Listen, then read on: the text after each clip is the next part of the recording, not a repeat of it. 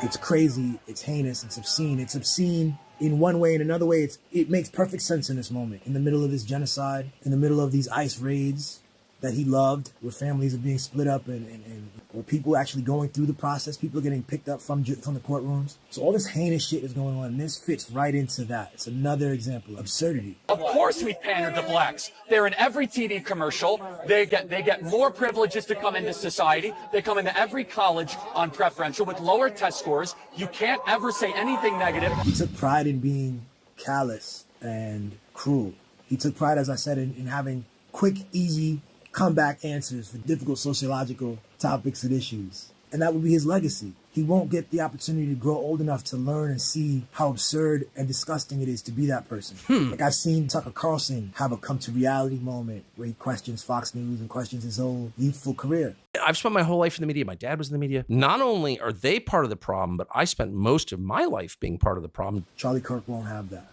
He is lost to us at his prime, fielding and rejecting quality questions, mocking matters of import, and profiting from our division. People like me are facing violence, assaults, the left.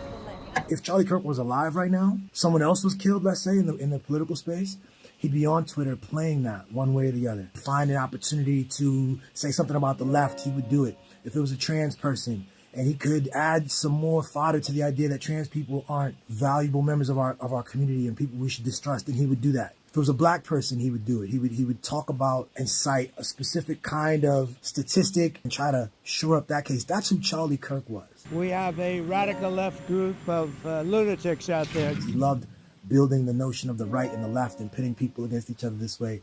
These concepts that would immediately categorize each other and set up perpetual conflict and create content over and over and make himself hundreds of thousands, if not millions of dollars. That's who Charlie Kirk was. He's very likely to be a trans Antifa Marxist shooter. That is just not true. We don't know what this kid is. We do know this kid was of the left. We do know that. We do know what? That this kid was of the political left. I also think it's important sometimes for people to know that this is how you will be remembered. I don't think it makes sense to clean everybody up. Charlie Kirk wouldn't want that, in fact. Charlie Kirk said he didn't like empathy. He thought empathy was and there was a problem. It was actually harmful. Maybe you should honor Charlie Kirk in this moment and keep it a buck about who he was and know that we're still dealing with like the residue of these other people who are inspired by Charlie Kirk. The players who are out here getting their name recognition up on the backs of other people.